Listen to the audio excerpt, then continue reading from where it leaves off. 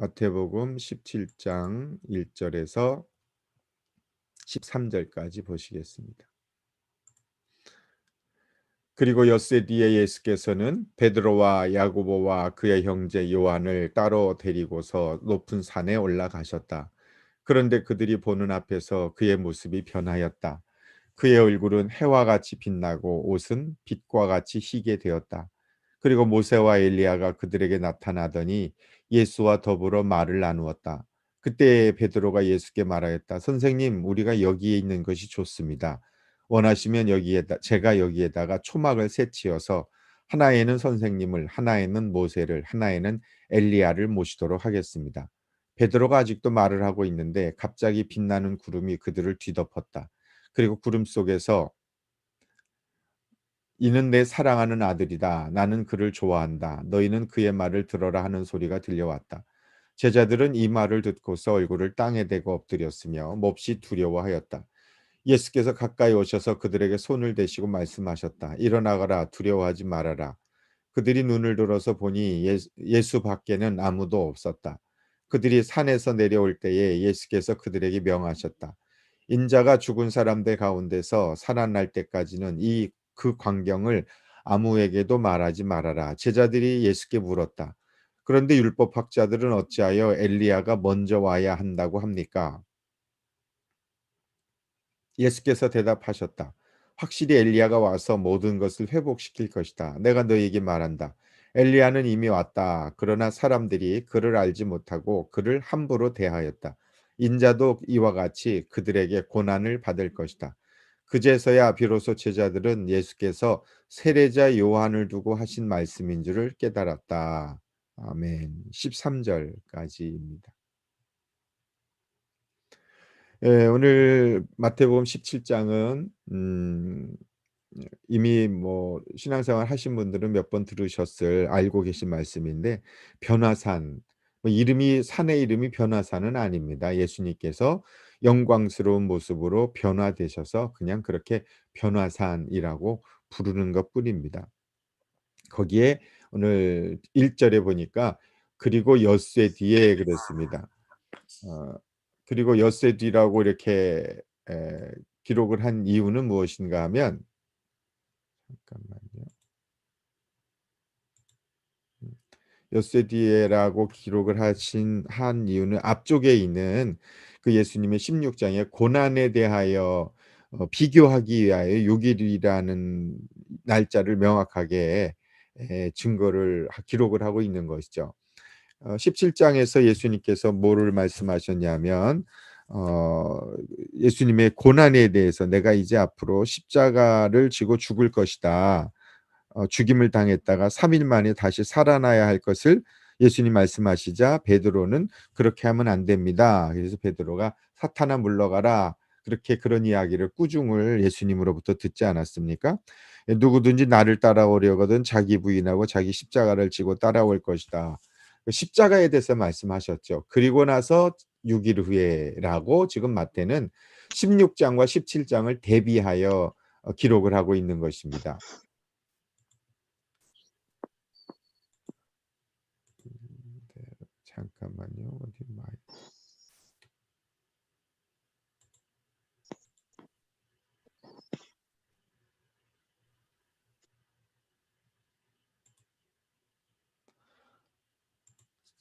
잠깐만요.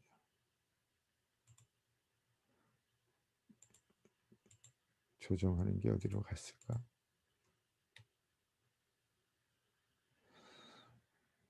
네, 여기 있네요.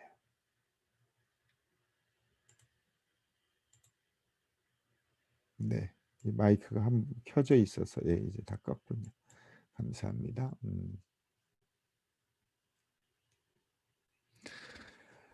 그래서 십자가 고난이 있은 다음에 영광이 있음을 지금 마태는 대비해서 증거하고 있다. 그렇게 저는 생각이 됩니다.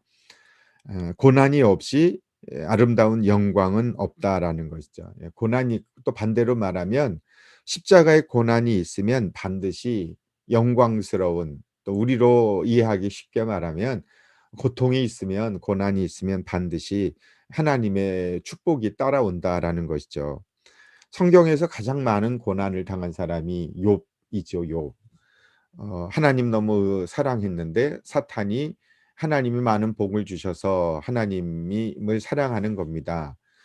그래서 사탄이 시험하였고 욥의 목숨만은 두고 그 모든 것들이 자녀들도 재산도 건강도 다 빼앗겼고 아내마저도 "하나님 저주하고 죽으라." 그러면서 아내마저 떠났지만 결국은 욥은 다시 하나님께서 회복시켜 주셔서 갑절이나 되는 복을 욥기 끝에 보면 그렇게 42 장인가요? 그렇게 나오지 않습니까?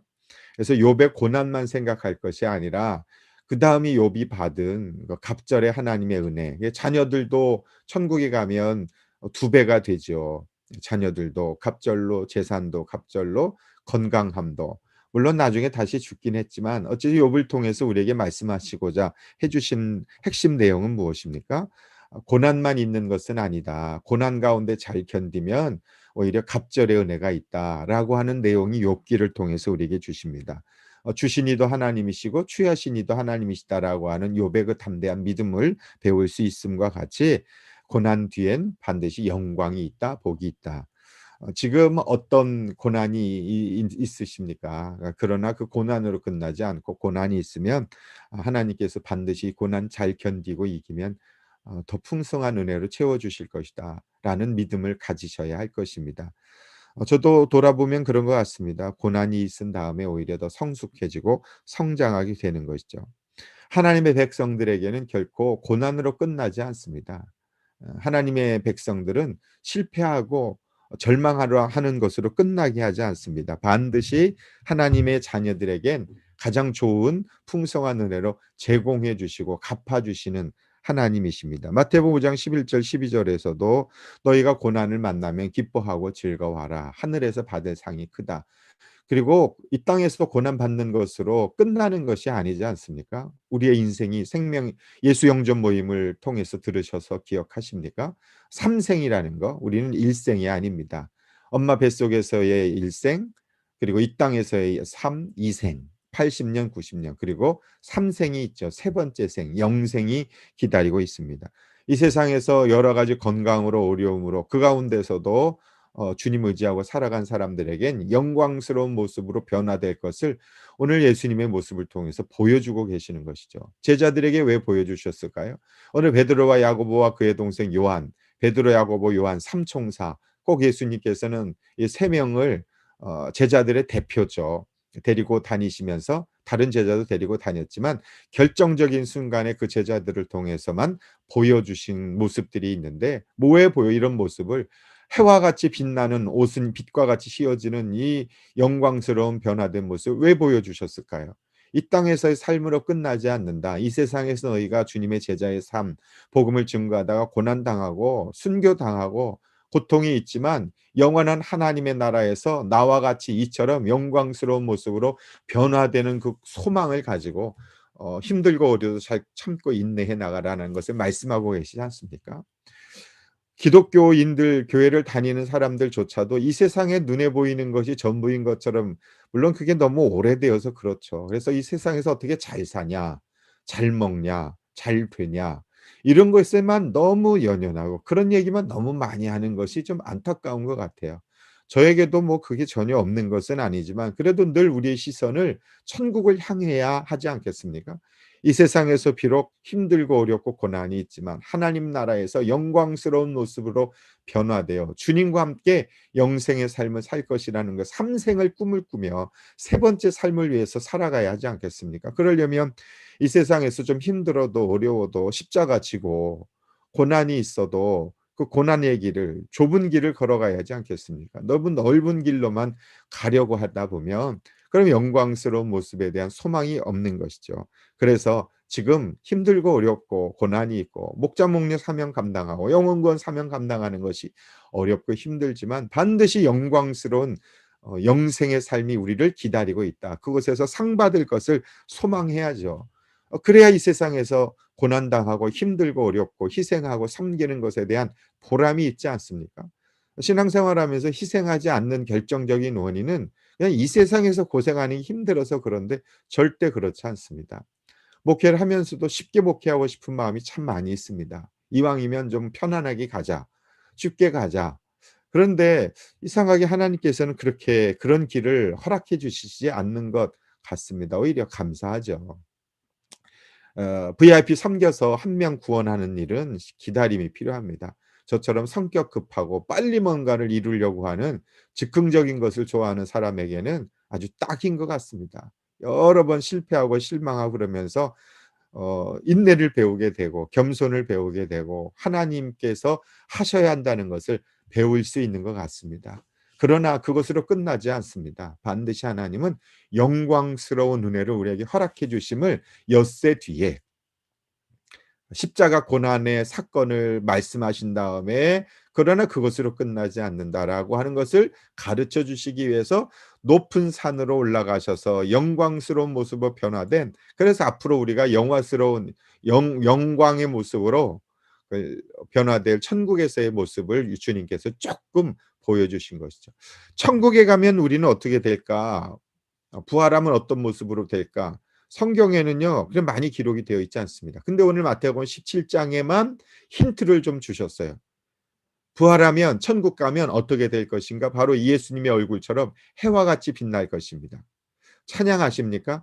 천국에서 해같이 빛나리, 그런 찬양이 있잖아요.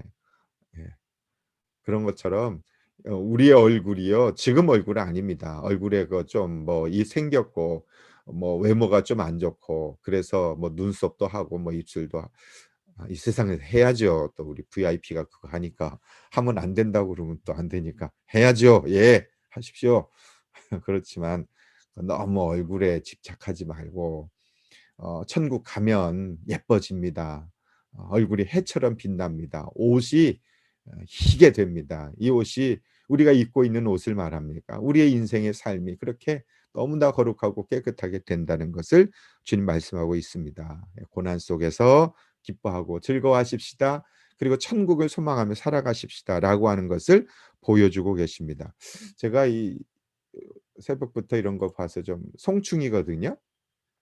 송충이가 이런 아름다운 나비가 될 것을 누가 감히 생각할 수 있겠습니까? 예? 나비가 얼마나 안 보이나 참. 잠깐만요.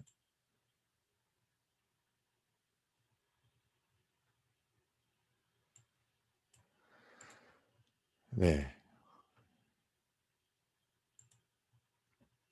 네, 나비의 모습을 한번 보십시오. 나비가 얼마나 아름답습니까? 근데 나비가 송충이를 통해서 나오지 않습니까? 송충이. 그런 것처럼 예. 에 우리의 모습이 아주 지금은 보잘것없고 그렇다 할지라도 하나님께서 영광스러운 모습으로 변화시켜 주실 것입니다. 에 고린도 전서의 말씀에 보면 이런 말씀이 있습니다. 고린도전서 15장 42 절에 죽은 자의 부활도 그와 같으니 썩을 것을 심으면 썩지 않을 것으로 다시 살며 욕된 것으로 심고 영광스러운 것으로 다시 살며 약한 것으로 심고 강한 것으로 다시 살며 육의 몸으로 심고 신령한 몸으로 다시 사니 육의 몸이 있은즉 영의 몸도 있느라. 영적인 몸이 있다고 지금 성경은 증거하고 있습니다. 그러므로 어 지금 고통이 있고 고난이 있다 할지라도 부족함이 있어도 그런 영광스러운 모습, 변화될 주님처럼 변화될 힌트를 지금 주셨으니까 소망하며 살아가십시다. 아름다운 모습으로 부활하게 될 것입니다. 그리고 예수님과 나타나서 말씀을 나누는 모세와 엘리야가 3 절에 있다고 예수님이 더불어 얘기했다. 모세는 율법의 대표자고 엘리야는 예언자, 선지자의 대표자입니다. 그래서 구약의 율법과 예언서, 뭐 예레미야, 엘리야, 에스겔, 다니엘, 다 예언자잖아요. 모세는 율법을 기록한 사람이고요. 그래서 율법과 예언자들의 완전하신 분이 예수님이심을 지금 증거하고 있는 것이죠. 예수 그리스도를 통해서 우리는 그래서 모든 죄에서 자유함을 얻고 예언의 완성이신 예수님을 통해서 우리의 미래에 대한 두려움과 불안함이 예수님 믿을 때 자유할 수 있는 것이죠. 앞으로 어떻게 될까? 또 무엇을 할까 이런 것에 대해서 염려하지 말라는 것을 모세와 엘리야를 만나서 대화하신 예수님을 통해서 우리는 깨달아 알 수 있습니다. 그래서 예수 믿을 때 우리는 참된 자유를 누릴 수 있게 되는 것이죠. 또 하늘에서 예수님 뭐 베드로가 "우리는 여기에 있는 게 좋습니다." 그렇게 왜 그렇게 했냐면 이 천국의 기쁨이 계속 유지되길 바라는 마음 때문에 그런 것이죠. 너무 누가복음에 보면 자기가 하는 말이 무엇을 말하는지도 알지도 못했다. 그렇게 성경 기록하고 있습니다. 그런데 예수님께서는 땅 아래로 가시지 않습니까? 그래서 우리가 이 세상에서 천국의 기쁨만을 계속 누리려고 황홀경에만 계속 있으려고 하는 것은 잘못된 생각입니다. 그래서 한국에 가면 뭐 기도원에서 1년 내내 사는 사람들이 있죠. 그러나 계속해서 그러한 그 초월적인 은혜와 능력만을 경험하며 살아갈 수 없습니다. 세상을 어 세상으로 내려가서 사는 것이 힘들고 어렵지만 주님께서는 그 세상으로 내려갈 것을 말씀하십니다. 그래서 세상으로 내려가자마자 그곳에서 간질병에 걸린 사람을 고친다. 그것이 이제 14절 15절 이하에 나오는 말씀이거든요. 우리가 목장 모임하면 좋죠. 그러나 그렇게 늘 좋고 재미있고 즐거운 일만은 있게 되지 않습니다. 또 그것만을 생각해서 되는 것도 아니죠. 우리끼리 좋고 천국을 누리고 '아 너무 좋다. 재미있다. 즐겁다.' 그건 아닌 것 같아요. 먹고 마시고 놀고 그러면서. 마치 베드로가 초막 여기다 새 짓고 엘리야와 모세와 선생님 예수님을 위해서 짓고 '여기에 계속 살았으면 좋겠다.' 그런 마음과 같습니다. 어떤 목장을 보면 다른 데 보면 오래 한 뭐 가정교회 보면 좋은 분위기 깨질까 봐 분위기를 깨트릴까 봐 VIP를 이렇게 하지 않으려고 그러는 목장이 있답니다. 분위기 깨질까 봐. 새로운 사람 오면 분위기 깨지니까. 그건 아니죠. 그러니까 베드로 같은 생각을 하는 것이죠. 너무 좋고 그냥 재미있고 좋고 그런 것만을 생각하기 위해서 교회를 다니는 것은 옳지 않습니다. 힘들고 어렵지만 VIP를 품고 섬기고 전도하고 그런 생각을 해야 되죠. 이 세상에서 불편한 것은 당연한 것이죠. 너무 이 세상을 천국으로 생각하면 안 됩니다. 이곳에서 천국만 누리려고 하지 말아야 됩니다. 조금만 힘들면 어려운 일이 생기면 막 힘들고 어렵고 쓰러지고 이 세상을 천국처럼 생각해서 그런 것이죠. 남자들은 군대 가면요 야외 훈련합니다. 그리고 혹한기 훈련 겨울에 바깥에 텐트 치고 자는 일주일 동안 지내는 그런 시간 하거든요. 그전에는요. 내무반에 있을 땐 그 딱딱한 매트리스 뭐 이런 것 때문에 불평하다가 혹한기 훈련 한번 딱 하고 일주일 있다 들어오면은요. 그 내무반처럼 좋은 데가 없습니다. 바깥에서 자려고 해 보세요, 땅 파고. 그런 거가 꼭 같습니다. 이 세상이 불편한 이유는요. 이 세상을 천국으로 생각하기 때문에 그렇습니다. 우리 이 세상에 파병 나온 특공대원들입니다. 영혼 구원하기 위해서 주님께서 우리를 부르셔서 특공대원들이 야외 훈련하는 것은 당연하죠. 이제 하나님 나라 가면 그곳에서 편안하게 즐겁고 재미있게 영원한 행복 누리고 이 세상에서는 고난이 있는 거죠. 그런데 자꾸 이 세상에서 천국의 기쁨만을 누리려고 하지 말고 그런 기쁨은 천국의 영생의 삼생에서 누리고 이 세상에서는 사명 감당 잘 했으면 좋겠습니다. 그래서 내려가서 귀신 쫓고 병든 사람 고치고 예수 믿지 않는 사람에게 전도하고 고난당하고 모멸당하고 그러면서도 영생의 삶을 바라봐야 되죠. 이 세상에서 천국을 기대하지 마시고 사명 감당 잘해서 하나님의 기쁨을 누리는 그런 삶 살았으면 좋겠습니다. 이 그리고 또 하나는 하늘에서 예수님을 향하여 베드로가 듣는데 "이는 내 사랑하는 아들이다. 나는 그를 좋아한다. 너희는 그의 말을 들어라." 그런 소리가 들리지 않습니까? 하나님께서 예수님을 향하여 "내 사랑하는 아들이다. 내가 그를 좋아한다. 그의 말을 들어라." 이게 권위를 인정해 주십니다. 왜 이렇게 하나님께서 말씀하셨을까요? 그 이유는 예수님께서 십자가에 죽기로 결단하셨기 때문에 그런 것입니다. 하나님께서는 하나님을 위해서 죽는 것을 굉장히 기뻐하십니다. 뭐 우리가 몸으로 죽는 것만 죽는 것이 아니라 내 행복을 포기하는 것도 죽는 것이죠. 또 내가 소중하게 여기는 것을 내려놓는 것도 죽는 것입니다. 뭐 이 새벽 시간 얼마나 소중한 시간입니까? 잠 안 자고 일어나고. 근데 그러한 이렇게 내가 가지고 있는 것을 포기할 때 하나님께서는 그런 사람에게 "너는 내 사랑하는 아들이다. 내 딸이다. 내가 너를 좋아한다." 그리고 그런 사람에게 권위를 허락해 주십니다. 그런 사람의 말에. 목회를 하면서 진정한 권위는 죽을 때 나타난다는 것을 알 수 있습니다. 목자 목녀가 왜 권위가 생기는지 아십니까? 희생하니까 권위가 생기는 거예요. 성경도 잘 모르고 기도도 많이 못하는 것 같은데도 낮은 곳에서 섬기고 희생하면 그럴 때 권위가 생기고, 뭐 우리 목장님 아픈데도 목장 계속하고 힘든데도 목장하고 이럴 때 보면 그럴 때 권위가 생기는 거거든요. 근데 그렇지 않고 쉽게 가려고 그러고 편안하게 가려고 하고 그러면 그럼 권위가 안 생겨요, 그의 말에. 그래서 죽기를 결심할 때 영적 권위가 생기고 내 행복을 포기하고 내가 누리려고 하는 기득권을 내려놓고 그럴 때 영적 권위가 생깁니다. 희생하지 않고 손해 보려고 하지 않으면 그런 권위가 안 생깁니다.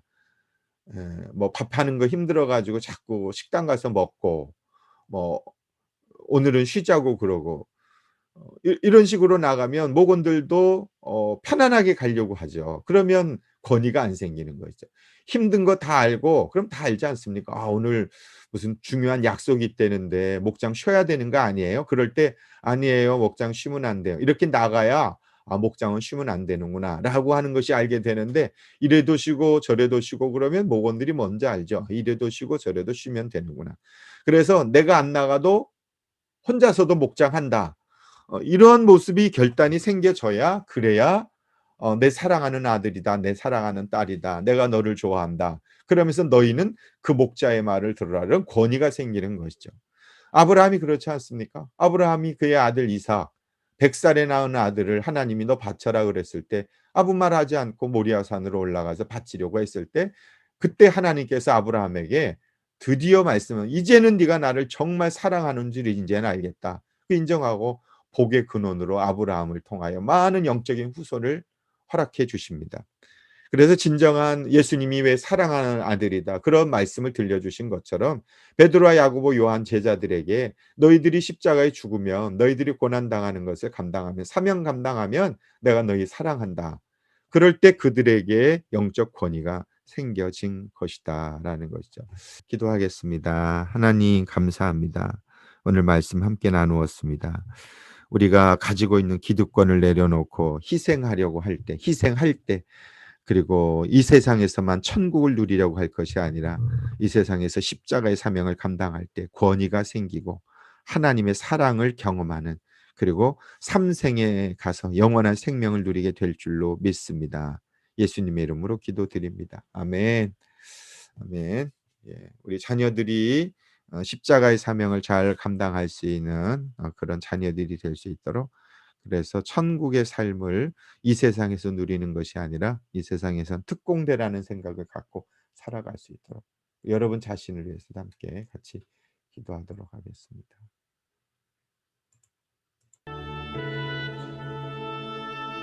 네, 하나님 감사합니다.